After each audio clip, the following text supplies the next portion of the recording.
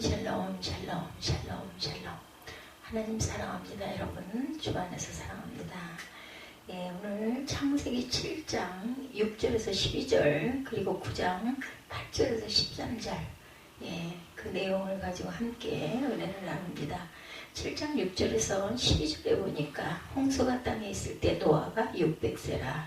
노아는 아들들과 아내와 며느리들과 함께 홍수를 피하여 방주에 들어갔고 정결한 짐승과 부정한 짐승과 새와 땅에 기는 모든 것은 하나님이 노아에게 명하신 대로 암수 졸신 노아에게 나와 방주로 들어갔으며 또한 7일 후에 홍수가 땅에 덮이니 노아가 600세 되던 해 둘째 달 곧 그 달 11의 날이라. 그날에 큰 기쁨의 샘물이 던지며 하늘의 창문들이 열려 40주야를 비가 땅에 쏟아졌더라. 12절까지죠. 그리고 9장 8절에서 13절을 보면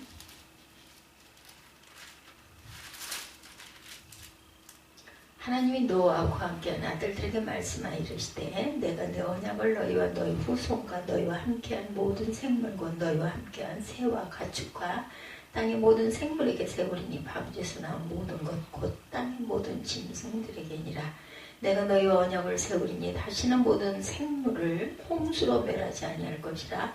땅을 멸할 홍수가 다시 있지 아니하리라. 하나님이 이르시되 내가 나와 너희와 및 너희와 함께하는 모든 생물 사이에 대들어 영원히 세우는 언약의 증거는 이것이니라. 내가 내 무지개를 구름 속에 두었나니 이것이 나와 세상 사이에 언약의 증거니라. 언약의 증거, 무지개로 언약하겠다라고 말씀하시죠. 요즘 어떻습니까? 이제 마스크를 밖에서는 벗어도 되는 그러한 환경의 변화 그리고 거리두기나 이런 게 다 폐지가 됐습니다. 개인차가 있겠지만 모든 사람들이 정말 힘겨운 시간들을 거의 3년여가 넘도록 보냈어요. 한편으로는 또 어찌 보면 위축되다 보면 우울해지기도 하고 몸이 쇠약해지기도 하는 경우가 생기기도 하죠. 그래서 코로나 블루라는 그러한 그 유행어가 돌기도 했습니다.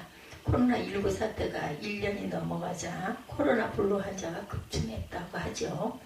게다가 그 코로나 19년이 지금 22년이 됐으니까 19, 20, 21, 22 하면은 그렇게 따지면 19년 여름인가요? 가을부터였던 것 같아요. 그렇게 되면 만 3년이 지금 넘어갔습니다. 게다가 개인적으로도 어려운 일들이 상당히 많았죠. 그동안 건강 문제, 경제 문제, 가정의 문제 그러다 보면 정말 힘들고 숨 막힐 그러한 그 상황. 모두 다들 그 집콕이라고 그러죠. 밖에 나가지 못하기 때문에 집안에서 즐길 수 있는 일, 음식도 다 뭐 시켜서 먹는 게 아니라 다 사다 들여다 놓고 안에서 만들어 먹고 전부 다 집에 들어앉는 그러한 그 사태. 그래서 환경의 변화도 상당히 많았다고 합니다. 이런 상황이 계속되는 가운데 하나님을 믿는 성도들은 또한 어떻게 하면 좋을까 생각해 봅니다. 냉철한 이성과 담대한 신앙으로 조심할 것은 이성적으로 판단해서 철저히 조심하면서 지나친 공포심을 신앙적으로 담대히 대처함으로 극복을 잘 해왔어요.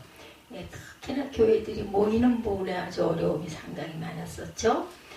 어떤 분들은 아예 집에서 한 발자국도 나가지 않는 분들도 있었다고 하죠. 얼마나 힘이 들었겠어요. 마스크를 또한 쓰고 거리두기 지침을 지키면서 산책이나 운동을 하고 최소한의 필요한 활동을 했던 그런 시간들이 있었습니다. 나머지는 하나님께 맡기고 신앙으로 담대히 살아왔어요. 성경을 읽으면서 우리가 비슷한 상황에 처했던 인물들이 누군가를 찾아보면 정말 흥미롭죠. 노아가 그 중에 하나입니다. 오늘 본문 노아 방주 이야기를 읽으면서 우리의 상황과 흡사한 점이 정말 많구나 싶었습니다. 노아의 하나님을 나의 하나님으로 삼는 시간이 되기를 주님의 이름으로 축복합니다. 아직도 코로나가 끝난 것은 아니죠. 방주 안에서 얼마나 두렵고 답답하고 유일한 안전지대이기도 하지만 또한 얼마나 나가고 싶었겠습니까? 먼저 시대적 배경을 보면 노아 시대의 사람들이 몹시 번성했어요. 그래서 분명 하나님의 축복이었지만 안타깝게도 죄악의 기회로 오용이 되고 맙니다. 하나님이 오래 참으시다가 마침내 심판을 작정하신 거죠. 창세기 6장 13절에 하나님이 노아에게 이르시되 모든 혈육이 있는 자의 포악함이 땅에 가득하므로 그 끝날이 내 앞에 이르렀으니 내가 그들을 땅과 함께 멸하리라. 다행히 하나님이 구원의 길을 준비해 두셨는데 그게 바로 방주였던 거죠. 6장 17, 8절에 보면 내가 홍수를 땅에 일으켜 무릇 생명의 기운이 있는 모든 육체를 천하에서 멸절하리니 땅에 있는 것들이 다 죽으리라. 그러나 너와는 내가 내 언약을 세우리니 너는 내 아들들과 내 아내와 내 며느리들과 함께 방주로 들어가라고 말씀하시죠. 그 말씀대로 노아는 방주를 만들었어요. 그리고 가족들은 물론이고 그 시대 사람들에게 하나님의 말씀을 계속 전했죠. 시간이 날 때마다 방주로 들어와야 산다고. 지금으로 보면 전도예요. 전도. 열심히 전도를 했지만 아무도 그 말을 믿지도 않고 듣지도 않았어요. 그래서 오직 노아 가족, 노아 부부와 세 아들들의 부부만 방주에 결국은 들어가게 됩니다. 그리고 홍수가 진행되는 동안 먹을 식량과 각종 동물들, 암수 2쌍씩, 제사용 정결한 동물은 7쌍씩을 들여보냈죠. 그들이 방주에 들어가면 7일이 지나자 40일 동안 밤낮 쉬지 않고 비가 쏟아졌어요. 심지어 땅속의 지하수까지 다 분출이 되었다 이렇게 기록되어 있습니다. 온 세상이 물바다가 되고 말았죠. 비가 그친 후에도 계속 범람했고 물이 빠지는데도 상당한 시간이 걸렸죠. 노아 가족이 방주에서 나온 것은 1년하고 10일 만에 있었던 일입니다. 그동안 방주에 갇혀 있던 노아 가족은 얼마나 어려움이 많았을까요? 그리고 얼마나 답답했을까요? 아마 우리 상상 이상일 것입니다. 그럼에도 불구하고 중요한 사실은 방주만이 유일한 안전지대라는 것이죠. 방주에 들어오지 않은 사람들은 한 명도 예외 없이 다 멸망을 당합니다. 그럼 방주는 어떻게 노아 가족을 홍수 심판에서 구원하고 끝까지 보호할 수 있었을까? 창세기 6장 14절에서 16절에 보면 방주의 재료와 구조에 대한 기록들이 나와 있죠. 그 치수대로 방주의 크기를 측정해보면 모든 동물과 식량을 싣기에 충분했죠. 그 모양은 우리가 알고 있는 배 모양이 아니고 큰 상자같이 생겼다 이렇게 그 설명이 되어져 있습니다. 그래서 방주라고 부르죠. 영어 성경에 보면 쉽이 아니라 아크로 나와 있습니다. 선박기술연구원에 의하면 이런 모양이 오히려 안전성이 있어서 큰 파도에도 끄떡이 없다라고 한다고 그래요. 그리고 재료가 중요하죠. 코페르나무로 건조되었어요. 목질이 단단하고 내구력이 있어서 1000년 이상 되어도 썩지 않는 그런 그 나무라고 그러죠. 로마 바티칸의 성 베드로 성당의 문이나 알렉산더 대왕의 무적함도 이 나무로 만들었다고 전해집니다. 그 나무도 중요한데 거기에다가 역청을 칠하죠. 지금으로 보면 방수, 그죠? 일종의 아스팔트 같은 것으로 방수제입니다. 흥미로운 것은 그 단어가 히브리어로 코페르인데 속죄라는 말과 동일하다고 하죠. 동사 카파르, 접다, 칠하다, 속죄하다의 명사형입니다. 역청을 칠해서 홍수 심판에서 구원하는 것처럼 구약 제사에서 피로 속죄하는 것을 상징합니다. 더 나아가 예수님의 십자가 피로 속죄함으로 죄와 사망에서 구원하는 것을 입히하죠. 방주의 구조 가운데 중요한 것 하나는 문입니다. 문은 한 개죠. 방주로 들어가는 문이 하나인 것처럼 구원자는 예수 그리스도밖에 없음을 또한 상징하고 있죠. 요한복음 14장 6절에 예수께서 이르시되 내가 곧 길이요 진리요 생명이니, 여러분도 잘 아는 말씀이죠. 나로 말미암지 않고는 아버지께로 올 자가 없느니라. 사도행전 4장 12절에도 말씀하죠. 노아의 가족들은 하나님의 말씀, 심판과 구원을 그대로 믿음으로 방주에 들어갔고 구원을 받죠. 믿음으로 구원받은 것입니다. 여기서도 히브리서 11장 7절에도 증거하죠. 믿음으로 노아는 아직 보지 못하는 일에 경고하심을 받아 경외함으로 방주를 준비하여 그 집을 구원하였으니, 노아 가족은 방주 안에 있을 때 두렵기도 하고 답답하기도 했을 거예요. 비가 쏟아지는 가운데 큰 소리가 나고 홍수 가운데 방주가 흔들리고 대단했을 것입니다. 그럼에도 불구하고 방주 안은 안전지대였다. 오늘 시대도 마찬가지죠. 세상이 얼마나 무섭습니까? 코로나19뿐만이 아니라 별의별 그 일들이 많죠. 어디가 그리고 무엇이 안전지대일까? 안전한 지대는 한 군데도 없어요. 아무것도 안전할 수가 없습니다. 오직 예수 안에, 그리스도 안에 있을 때만 우리가 안전하다. 시편 기자가 노래합니다. 46편 1절에서 3절에 하나님은 우리의 피난처시여 힘이시니 환난 중에 만날 큰 도움이시라. 그러므로 땅이 변하든지 산이 흔들려 바다 가운데 빠지든지 바닷물이 솟아나고 뛰놀든지 그것이 넘침으로 산이 흔들릴지라도 우리는 두려워하지 아니하리로다. 하나님을 경외하는 성도는 설사 죽음이 닥쳐와도 멸망하지 않습니다. 잠언 14장 32절에 악인은 그의 환난에 엎드러져요. 또 의인은 그의 죽음에서 소망이 있느니라. 성도의 마지노선은 천국 영생이죠. 예, 한마디로 죽어도 천국입니다. 예수님 직접 약속하시죠. 요한복음 5장 24절에 내가 진실로 진실로 너희에게 이르노니 내 말을 듣고 또 나 보내신 이를 믿는 자는 영생을 얻었고 심판에 이르지 아니하리니 사망에서 생명으로 옮겼느니라. 아멘. 예수님을 믿는 자는 이미 구원받았고 절대로 심판을 받지 않는다. 이미 영원한 사망에서 영원한 생명으로 옮겨지죠. 그러므로 코로나19가 아니라 그보다 더한 일이 생겨도 하나님 안에 있으면, 예수 그리스도 안에 있으면 반드시 승리할 줄로 믿습니다. 우리가 예송하는 찬송가 주 안에 있는 나에게, 이 찬송 참 좋죠. 작시자는 엘리자 에드워드 그 히윗 여사입니다. 1851년부터 1920년까지 계셨네요. 그러면 69세 정도에 돌아가신 거죠. 그녀는 불량 소년에게 전도하다가 그 소년이 던진 지붕 스트레이트에 맞아서 척추의 부상을 입게 되죠. 6개월 넘게 병원 신세를 졌는데 몸도 고통스럽고 마음도 증오와 불평으로 가득합니다. 그러나 어느 날 흑인 청소부가 찬송을 부르는 모습이 눈에 들어옵니다. 항상 그런 모습으로 보고 하루는 그에게 물었어요. 당신은 뭐가 그렇게 즐거워서 항상 찬송을 합니까? 그러자 그가 대답하죠. 내 처지와 형편을 바꾸어 주신 주님을 생각하면 당연히 즐겁습니다. 그녀는 그 말에 큰 감동을 받고 회개합니다.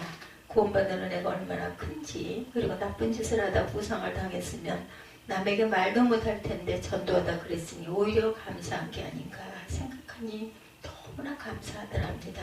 그후부터 그녀 역시 찬송을 쉬지 않고 부릅니다. 그러면서 찬송 시를 쓰게 되죠.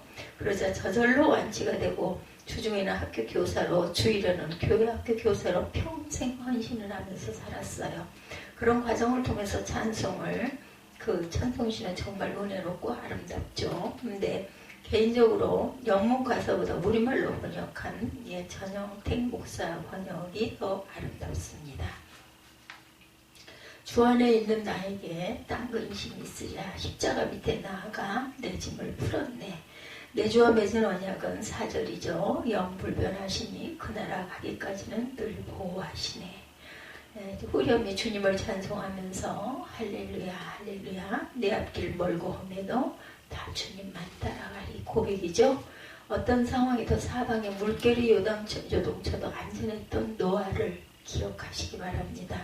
그리고 예수 그리스도 안에 있으면 험한 세상에서 보호받고 저 천국으로 인도될 것을 믿으시기 바랍니다. 그런 확신 가운데 날마다 승리하는 저와 여러분이 되시기를 주님의 이름으로 축복합니다. 영적인 싸움이 있었어요. 그곳에도 절망이었습니까? 희망이었습니까? 노아와 그 가족이 방주 안에 있을 때 제일 힘들었던 건 과연 무엇이었을까 상상해 봅니다. 자기 자신과의 싸움이 아니었겠나, 영적 싸움이 아니었을까 싶습니다. 그들의 마음속에 순간순간 절망과 희망이 교체되었을 것이고 현실을 보면 낙심이 되고 절망에 빠집니다. 그러다 정신을 차리고 주님을 보면 확신이 생기고 희망이 솟습니다. 다행히 그들은 이런 영적 싸움에서 승리하죠. 과연 어떻게 승리했을까? 두 가지 비결이 있는데 하나는 약속의 말씀을 붙들었다. 창세기 6장 18절에 그러나 노아는 내가 내 언약을 세우리니 말씀을 하시죠.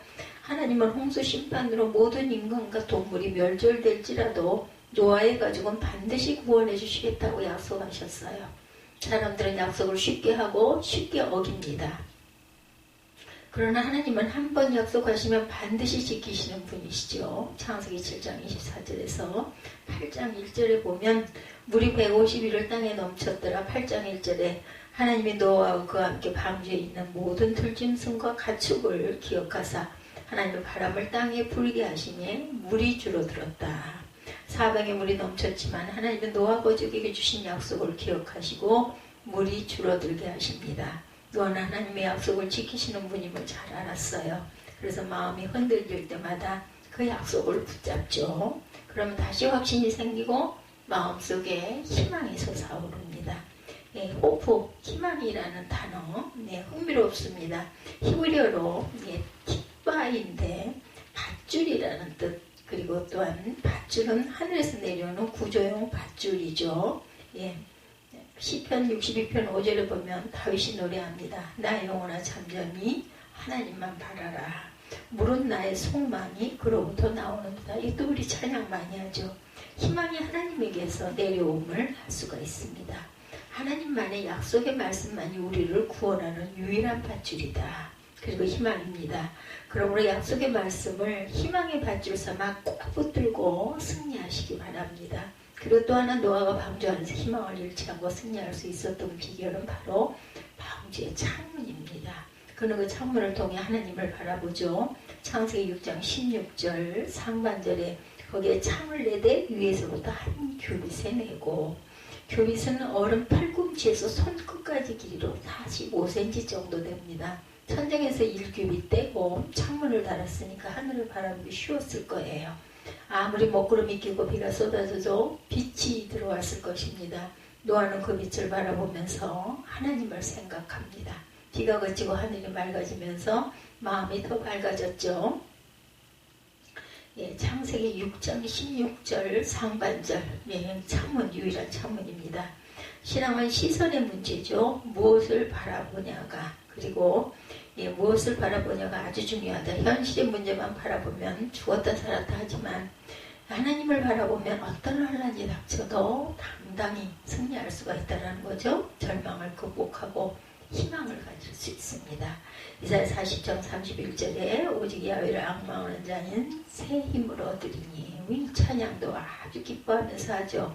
독수리가 날개치며 올라간 것 같을 것이요 다른 박지라 해도 곤비하지 아니하겠고 걸어가도 피곤치 아니하리로다. 앙망한다는 말은 바라본다는 것인데 NIV 성경을 보면 희망을 거는 것으로 번역하고 있습니다. 그러니까 하나님을 바라보면 희망이 넘치게 되죠. 우리는 어떻습니까? 어떤 상황에 봉착했을 때 겁이 덜컥 나고 낙심천만하죠. 그럴 때 얼른 약속의 말씀에 희망의 밧줄을 꼭 붙잡으시기 바랍니다. 그리고 전능하시고 신실하신 하나님을 바라보십시다. 그럴 때 마음속의 영적 싸움에서 우리가 승리할 수가 있죠. 희망을, 절망을 이기고 희망을 품고 일어설 수가 있습니다. 사방의 홍수로 가득했지만 방주 안에서 절망을 이기고 희망을 품었던 노아처럼 환난 중에도 승리하시는 저와 여러분이 되시기 바랍니다. 세 번째, 방주 밖으로 사인이에요. 사인, 희망 사인. 새 잎사귀 무지개입니다. 새와 잎사귀와 무지개. 노아 가족은 이제 방주에서 나오게 되죠. 그런데 그 과정도 만만치 않았어요. 왜냐하면 방주 안에 있기 때문에 바깥 상황을 정확하게 파악할 수가 없습니다. 그래서 노아는 하나님이 주신 지혜로 체크를 합니다. 먼저 창문을 열고 까마귀가 비둘기를 내놓았어요. 그랬더니 까마귀는 돌아오지 않고 비둘기만 돌아옵니다. 까마귀는 물이 완전히 마르지 않아도 시체를 먹으면서 살 수 있을 테니까 돌아오지 않았던 거죠.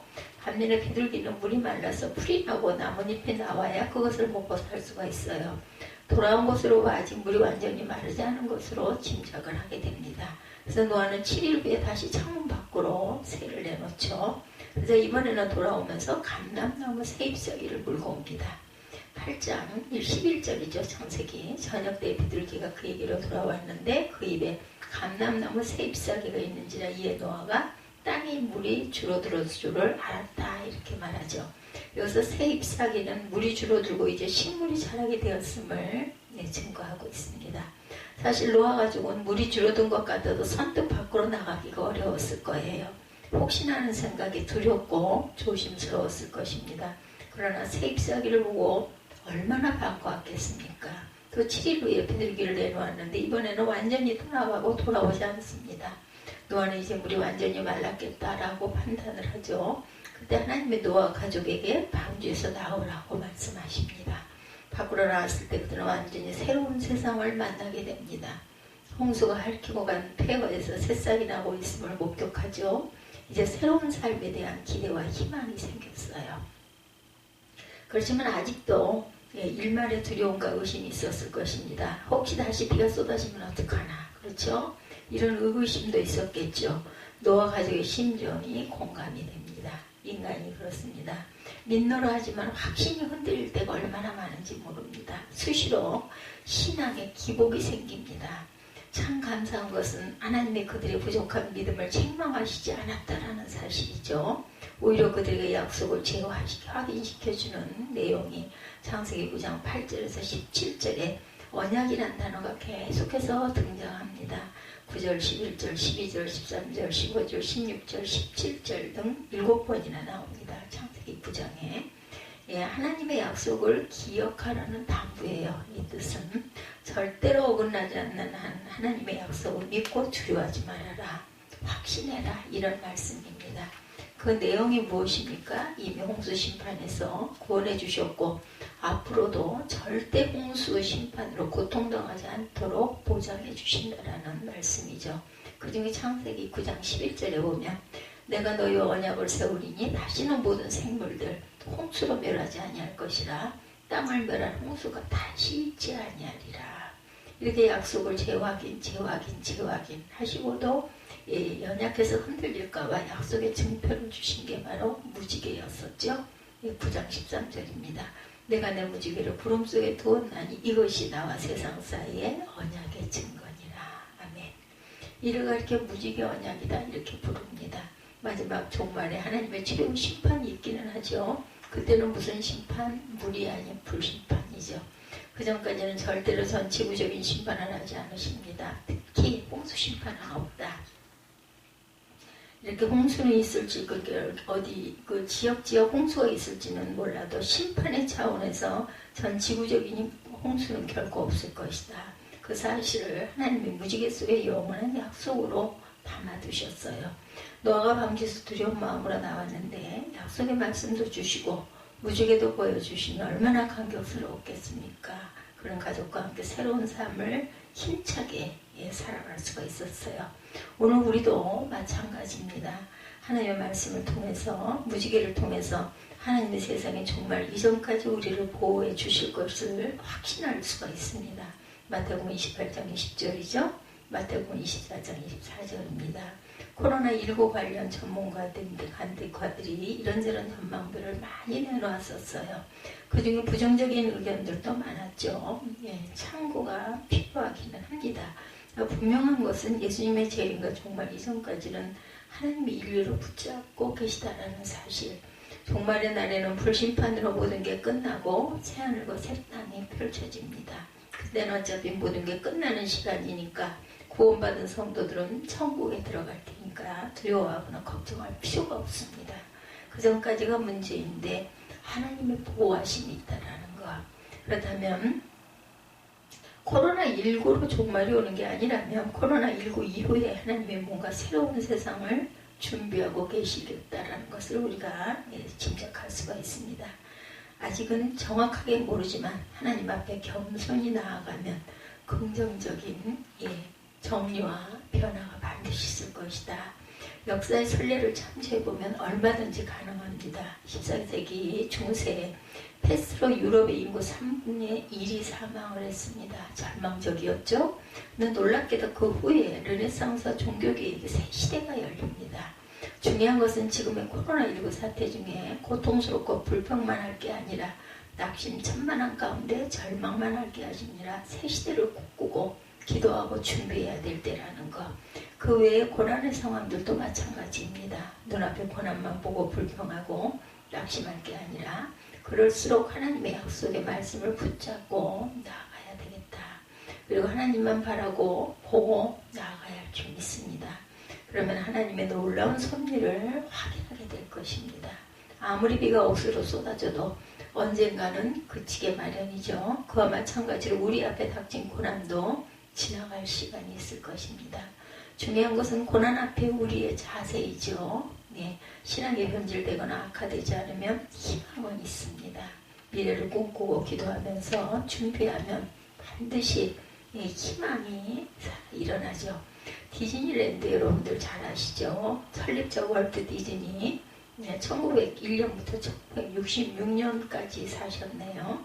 그러니 65세 정도 사셨어요. 65년 정도. 그런 엄청난 성공의 주인공으로 알려져 있지만 젊은 날에는 비참할 정도로 힘든 고난의 시절을 산 사람입니다. 일리노이주의 가난한 농부의 아들로 태어난 그는 어려서부터 농장 일을 하며 학대 가운데 자랐어요. 그렇지만 그림의 소질이 있어서 꿈을 잃지 않았다 그러죠. 틈틈이 동물을 그리면서 도시에 나아갈 생각을, 그 꿈을 키웠습니다. 드디어 청년이 되어 도시로 진출을 하죠. 현실은 아주 암울했습니다. 겨우 취직한 광고회사에서 쫓겨나 무일푼으로 지낼 때도 있었어요. 하루는 너무 막막해 어느 교회당에 들어가 눈물로 기도하고 있었는데 목사님이 다가와 사정을 듣더니 격려를 해주시고 용기를 내라며 일자리를 구할 때까지 교회 창고에서 지내도록 허락해 줍니다. 주보 사파도 그리게 해주고 창고는 거실 겸 사무실 겸 작업실이 됐어요. 문제는 생쥐들이 들락거리는 것이었다는 거죠. 처음에는 징그러웠지만 익숙해지면서 생쥐와 함께 지내게 됩니다. 그러던 중 문득 아이디어가 떠올랐어요. 생쥐를 주인공으로 만화를 그리기로 생각을 한 거죠. 이렇게 해서 유명한 미키마우스가 탄생을 했습니다. 그 회사를 차렸지만 여전히 고난이 있습니다. 그럼에도 불구하고 희망의 밧줄을 놓지 않고 최선을 다한 결과 1955년 캘리포니아 애너하임의 디즈니랜드가 우뚝 서게 된 사건이죠. 하나님을 바라보며 희망을 잃지 않는 한 무지개가 뜬다는 사실을 증거하는 아름다운 이야기이기도 합니다. 노아는 방주 안에 있었기에 구원을 받았어요. 그리고 하나님의 보호로 승리합니다. 그런 약속의 말씀을 희망의 밧줄 삼아 붙잡았죠. 방주에서 나온 후엔 희망의 무지개를 바라보았습니다. 그리고 깨닫죠. 비바람이 불고 고난이 닥쳐도 결국 무지개는 뜬다라는 것입니다. 오늘 우리도 마찬가지죠. 코로나19가 창궐하고 개인적으로 가정적으로 여러 가지 고난이 있었지만 낙심하지 말고 끝까지 완주하시기 바랍니다. 이제 물론 마스크가 벗겨졌고 이제 모임도 마음대로 할 수 있고 일상으로 돌아오기는 했지만 아직 끝난 건 아니죠. 결국은 그런다 할지라도 무지개는 뜬다라는 것, 이런 확신을 갖고 고난 너머에 하나님이 준비해 두신 멋진 승리를 바라보시고 꿈꾸시고 담대히 나아가 승리하시는 저와 여러분이 되시기를 주님의 이름으로 축복합니다. 기도하시겠습니다.